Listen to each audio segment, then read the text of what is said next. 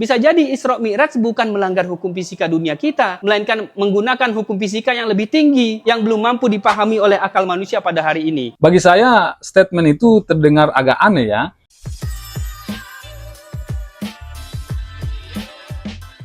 Oke, jadi kemarin ada beberapa teman-teman yang meminta saya untuk merespon video dari Guru Besar FMIPA UI tentang peristiwa Isra Mi'raj. Dan setelah nonton video beliau, secara umum saya sependapat dengan apa yang beliau sampaikan. Namun ada beberapa hal yang membuat saya sedikit berbeda pandangan dengan beliau.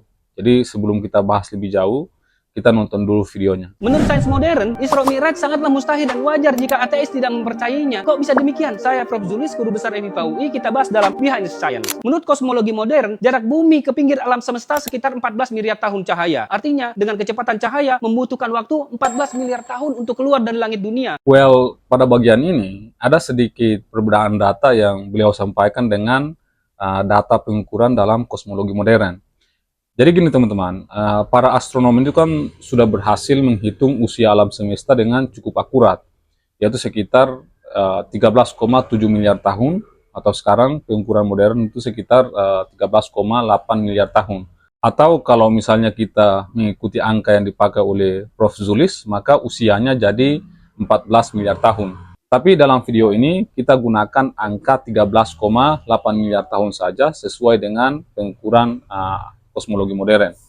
Nah teman-teman, kalau misalnya umur alam semesta itu adalah 13,8 miliar tahun, maka pertanyaannya adalah seberapa besar alam semesta yang bisa kita lihat? Jawaban pertama yang mungkin muncul adalah kalau alam semesta berusia 13,8 miliar tahun dan cahaya bergerak selama 13,8 miliar tahun untuk sampai kepada kita, ya berarti alam semesta yang bisa kita amati itu memiliki radius sekitar 13,8 miliar tahun cahaya.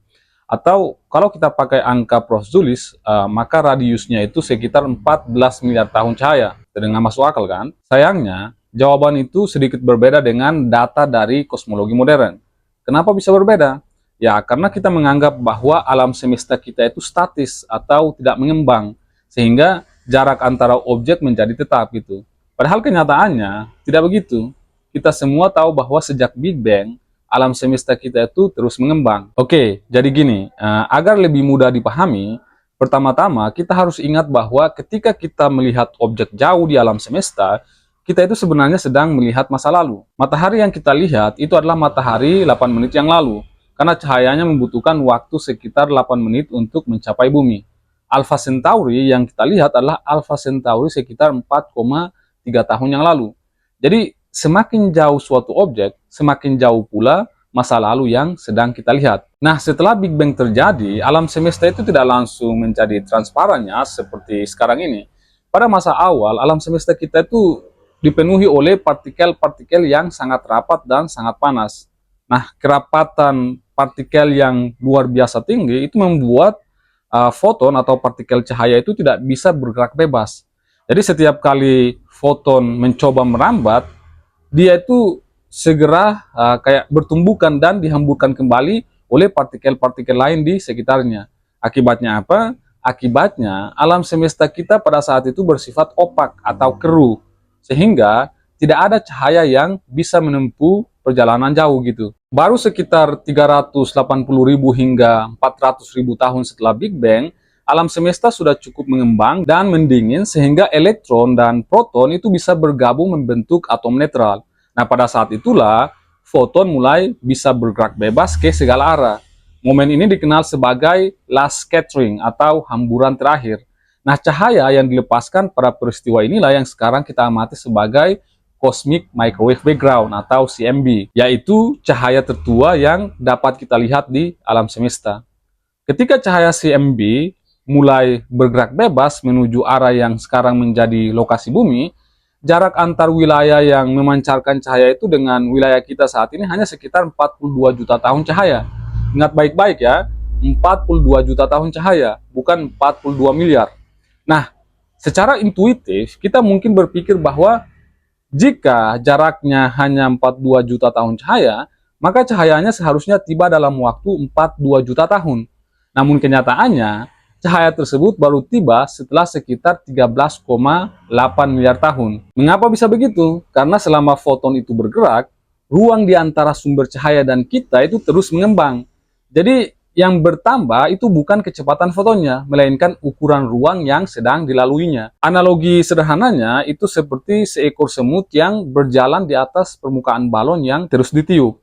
Semut itu mungkin merasa telah berjalan sejauh 10 cm, tetapi jarak antara titik awal dan titik akhirnya itu bisa menjadi jauh lebih besar dari 10 cm karena permukaan balon di belakangnya ikut mengembang. Nah, akibat ekspansi alam semesta yang berlangsung selama miliaran tahun, wilayah yang memancarkan cahaya CMB tersebut sekarang tidak lagi berjarak 42 juta tahun cahaya dari kita gitu.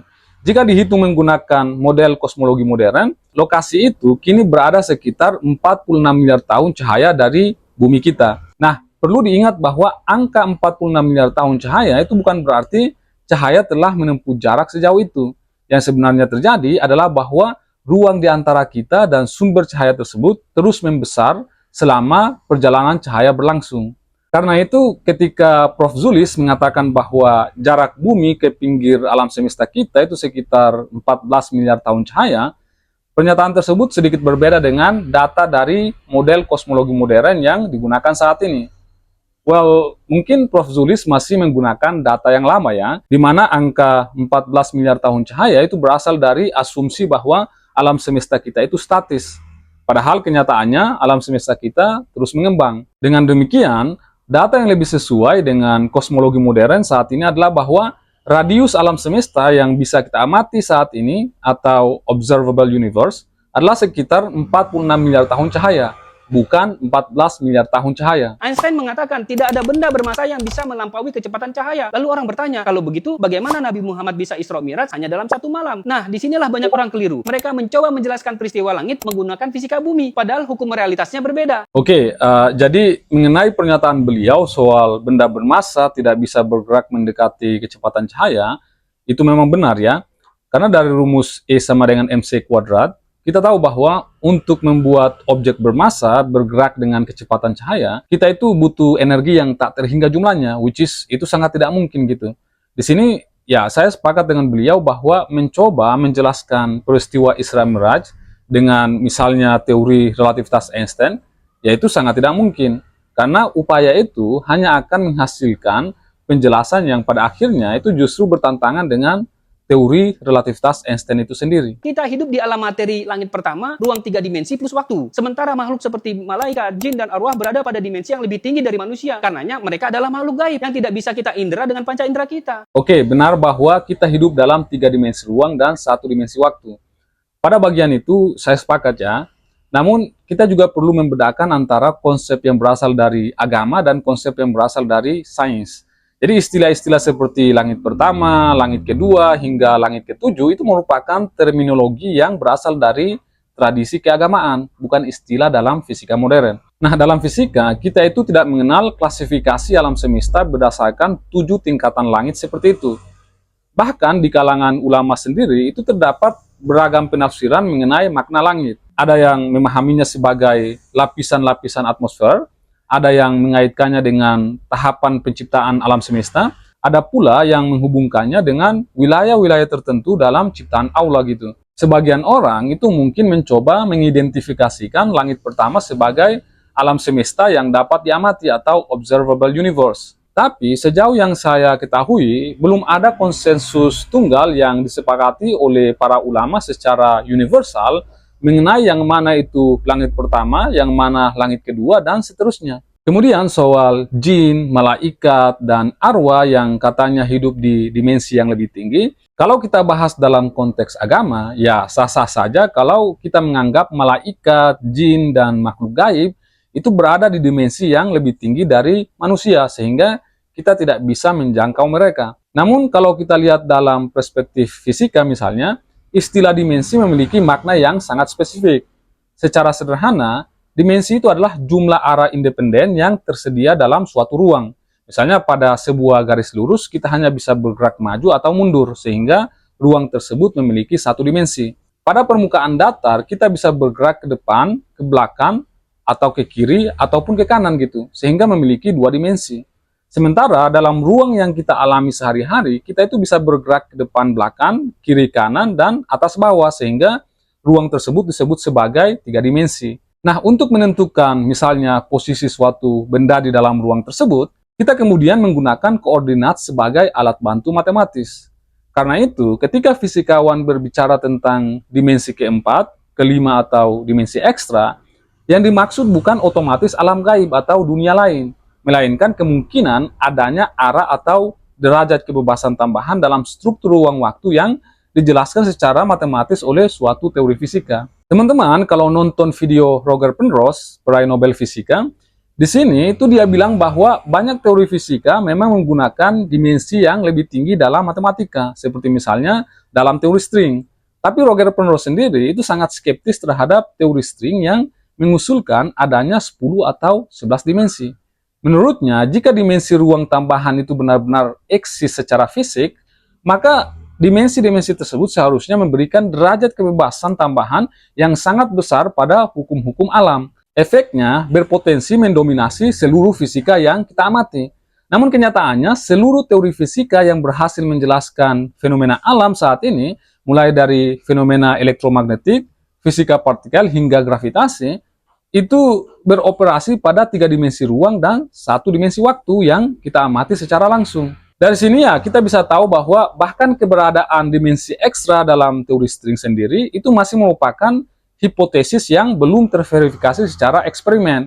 Jadi kalau misalnya ada teman-teman kalian yang berbicara tentang makhluk yang hidup dalam dimensi yang lebih tinggi, yaitu yang dimaksud sudah pasti bukan dimensi dalam teori string. Karena sejauh ini tidak ada paper teori string yang menyatakan bahwa dimensi ke-10 atau ke-11 adalah tempat tinggal makhluk-makhluk gaib dan sebagainya gitu. Bahkan jika suatu hari dimensi ekstra dalam teori string terbukti ada, hal itu tetap tidak otomatis membuktikan bahwa ada makhluk gaib yang tinggal di dimensi tersebut. Sama seperti penemuan planet baru tidak otomatis membuktikan bahwa planet itu dihuni oleh makhluk tertentu. Tetap diperlukan bukti tambahan yang independen untuk mendukung klaim tersebut. Kita tidak bisa membayangkan bagaimana dimensi ruang keempat dan seterusnya, karena akal kita terbatas pada ruang 3 dimensi. Katakanlah ada makhluk 2 dimensi seperti Chuck Zone. Makhluk ini tidak akan mampu memahami ruang 3 dimensi. Bayangkan seekor semut berjalan di atas kertas. Bagi semut, untuk pindah dari ujung kiri ke ujung kanan, ia harus berjalan jauh menyusuri permukaan kertas. Tapi bagi manusia yang berada di ruang 3 dimensi, kita tinggal angkat semut itu lalu pindahkan ke posisinya. Perjalanan jauh bagi semut menjadi jauh lebih singkat ketika dibantu makhluk berdimensi lebih tinggi. Atau kertas itu tinggal dilipat saja sehingga 2 titik bisa langsung bertemu. Dalam fisika modern, konsep seperti ini mirip ide wormhole-nya Einstein. Artinya apa? Bisa jadi Isra Mi'raj bukan melanggar hukum fisika dunia kita, melainkan menggunakan hukum fisika yang lebih tinggi, yang belum mampu dipahami oleh akal manusia pada hari ini. Pada bagian ini, beliau mencoba mau bilang bahwa perjalanan Isra Mi'raj itu menjadi mungkin karena dibantu oleh makhluk berdimensi tinggi. Yang mana, kalau kita lihat dalam perspektif sains, klaim makhluk berdimensi tinggi itu sendiri sangat tidak jelas. Kata Feynman, salah satu peraih Nobel Fisika juga dalam kuliahnya tentang metodologi saintifik, dia mengatakan bahwa klaim-klaim yang tidak jelas seperti ini itu sangat sulit untuk dibuktikan. Karena itu, Feynman mengatakan bahwa kita itu tidak bisa membuktikan 100% bahwa makhluk-makhluk seperti itu tidak ada. Kita itu hanya bisa bilang bahwa probabilitas keberadaan mereka itu sangat kecil. Kalau kalian pengen nonton video Feynman, silakan lihat link yang ada di deskripsi video ini. Nah, setidaknya ada 2 hal yang saya pahami dari pernyataan beliau pada bagian ini. Pertama, beliau mengatakan bahwa perjalanan Isra Mi'raj itu bisa terjadi atas bantuan makhluk berdimensi tinggi. Dan itu saya sepakat kalau kita lihat dari perspektif agama, bahwa perjalanan itu terjadi dengan bantuan malaikat atau sepenuhnya atas kekuasaan Allah. Alias ini semua terjadi karena mujizat Allah Subhanahu wa Ta'ala. Selesai, no debate. Yang kedua, beliau mencoba menggunakan contoh wormhole untuk menunjukkan bahwa perjalanan Isra Mi'raj itu bisa saja terjadi melalui wormhole dengan bantuan makhluk berdimensi tinggi. Dan ini sangat menarik karena memang dalam teori relativitas umum, wormhole itu muncul sebagai solusi matematis dari persamaan medan Einstein. Tetapi secara konsep, wormhole itu bukan jalur yang bisa dilewati begitu saja. Wormhole atau biasa juga disebut sebagai jembatan Einstein-Rosen itu hanya ada di dalam perhitungan matematis. Dan secara konseptual, jalurnya tidak bisa dilewati karena langsung runtuh. Artinya, struktur seperti terowongan ruang itu tidak stabil. Jadi begitu muncul, dia segera menutup kembali sebelum ada cahaya atau benda yang sempat melewatinya. Masalah ini kemudian di tahun 1988, Morris dan Kip Thorne. Jadi Kip Thorne ini adalah, kalau teman-teman tahu, dia merupakan fisikawan yang punya peran yang sangat krusial dalam pembuatan film Interstellar yang sangat terkenal itu. Dia itu bahkan menulis buku sains populer tentang The Science of Interstellar. Jadi bagi teman-teman yang belum nonton filmnya, saya sangat merekomendasikan kalian untuk menonton filmnya ya, karena filmnya itu sangat keren. Jadi Morris dan Kip Thorne di tahun 1988 dalam papernya itu memperkenalkan traversable wormhole atau wormhole yang bisa dilewati, tetapi agar bisa stabil dan tetap terbuka, dibutuhkan yang namanya exotic matter atau materi eksotis. Jadi materi eksotis itu merupakan jenis materi yang punya energi negatif. Dan ini tentu saja melanggar yang namanya weak energy condition, yaitu aturan dalam teori relativitas Einstein yang menyatakan bahwa energi dari materi biasa itu selalu bernilai positif. Nah, dalam menanggapi paper yang ditulis oleh Morris dan Kip Thorne, Fisher, Kerr, dan Dedick pada tahun 2003 kemudian menulis sebuah paper yang menunjukkan bahwa kebutuhan exotic matter itu secara matematis bisa dibuat sangat kecil, tetapi itu tidak bisa dihilangkan sepenuhnya. Jadi semua ini itu masih berada pada level teori matematis dan belum terbukti sebagai fenomena nyata di alam. Bahkan dalam paper lain yang ditulis oleh Matt Fisher itu menunjukkan bahwa bahkan ketika kita mencoba membuat model wormhole yang lebih simple dan tidak simetris, masalah fundamentalnya tidak hilang. Weak energy condition itu tetap dilanggar dan exotic matter itu tetap diperlukan. Bahkan Fisher secara eksplisit menyatakan bahwa upaya mengaitkannya dengan efek seperti Casimir pun itu belum berhasil memberikan realisasi fisik yang memadai. Lebih jauh lagi, ia menekankan bahwa tantangan terbesar bukan hanya konstruksi gitu, tetapi juga stabilitas dan kemungkinan kausalitas. Artinya, apakah struktur itu bisa bertahan tanpa merusak yang namanya hukum sebab akibat. Jadi intinya, agar wormhole bisa tetap terbuka, harus ada kondisi yang sangat tidak biasa, yang artinya ya harus ada wilayah ruang dengan energi negatif yang cukup untuk menahan agar lubang itu tidak kolaps. Seperti ya melawan tarikan gravitasi yang ingin menutupnya. Masalahnya, energi seperti ini hanya muncul sangat kecil dalam efek kuantum dan belum pernah ditemukan dalam skala besar. Sehingga sampai saat ini saya melihat bahwa eksistensi wormhole itu masih bersifat matematis. Karena itu saya melihat bahwa penggunaan konsep wormhole untuk menjelaskan perjalanan Isra Miraj itu masih kurang kuat jika ditinjau dari sudut pandang sains modern. Memang wormhole itu muncul sebagai solusi matematis yang memungkinkan dalam relativitas umum. Tetapi hingga saat ini belum ada bukti observasional bahwa wormhole benar-benar eksis dalam semesta. Bahkan jika wormhole itu memang benar-benar ada, masih terdapat berbagai persoalan teoritis yang belum terpecahkan. Seperti yang sudah saya sebutkan sebelumnya bahwa ada masalah stabilitas wormhole dan kebutuhan akan materi eksotik dengan energi negatif agar wormhole itu tetap terbuka dan dapat dilalui. Jadi intinya balik lagi seperti yang beliau katakan bahwa dari sudut pandang agama ini pasti ada intervensi makhluk berdimensi tinggi, entah itu malaikat atau Allah sendiri, sehingga ya perjalanan singkat ini bisa terjadi gitu. Makanya sekali lagi saya sepakat dengan apa yang beliau sampaikan bahwa perjalanan Isra Miraj ini sepenuhnya terjadi atas bantuan Allah Subhanahu wa Ta'ala. Jadi sebagai umat Islam, kita ya tidak perlu berusaha menjelaskannya dengan teori fisika yang ada saat ini, yang pada akhirnya justru malah menimbulkan pertentangan. Tapi ada yang terdengar aneh ketika beliau mengatakan bahwa ada hukum fisika yang lebih tinggi yang belum mampu dipahami oleh akal manusia gitu. Bisa jadi Isra Mi'raj bukan melanggar hukum fisika dunia kita, melainkan menggunakan hukum fisika yang lebih tinggi, yang belum mampu dipahami oleh akal manusia pada hari ini. Bagi saya, statement itu terdengar agak aneh ya, karena kalau ada hukum fisika yang lebih tinggi yang belum dipahami oleh manusia, ya berarti itu bukan hukum fisika namanya kan?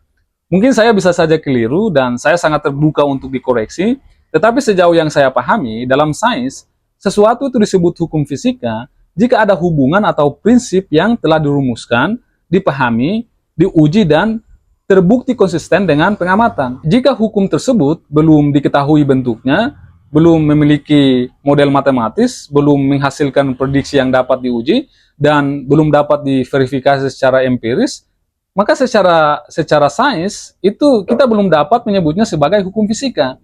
paling jauh kita hanya bisa menyebutnya sebagai kemungkinan, hipotesis, ataupun ya spekulasi tentang sesuatu yang mungkin ada tetapi belum diketahui gitu. Dalam permainan Rubik tidak mungkin menyelesaikan Rubik 3x3 hanya menggunakan algoritma Rubik 2x2. Perlu algoritma Rubik 3x3. Kalau manusia saja bisa membuat internet yang menghubungkan miliaran orang dalam hitungan detik, tentu Allah pencipta langit dengan ruang dan waktunya mampu memperjalankan hambanya dalam satu malam. Sehebat apapun sains dan teknologi manusia selalu punya batas observasi. Sehingga ada wilayah yang dipahami dengan logika dan ada wilayah yang harus didekati dengan iman. Inilah logika keimanan. Mencari rumus Isra Mi'raj di fisika hari ini ibarat mencari aplikasi Instagram di kalkulator cabe. Kagak sampai, bos. Salam behind the science. Nah, teman-teman, saya sangat setuju dengan kesimpulan beliau ya. Dan itu juga memperjelas poin bahwa ide mengenai wormhole yang beliau angkat sebagai contoh perjalanan alternatif, yaitu tidak bisa dipakai untuk menjelaskan perjalanan Isra Mi'raj ini secara sains. Karena pada akhirnya, seperti yang beliau katakan bahwa sains itu terbatas pada hal-hal yang bisa diobservasi dan diuji, sementara perjalanan Isra Mi'raj itu sepenuhnya menjadi mujizat Allah Subhanahu wa Ta'ala yang tidak bisa kita nalar melalui akal serta hukum-hukum fisika yang kita punya. Saya kira cukup sekian dan saya ingin ucapkan terima kasih banyak kepada Prof yang di tengah kesibukannya sudah mau meluangkan waktu untuk turun gunung dalam menjelaskan sains secara populer kepada audiens umum di media sosial. Oke, saya Muin Banyal. Salam apapun itu untuk ilmu pengetahuan dan jangan mati sebelum meninggalkan karya.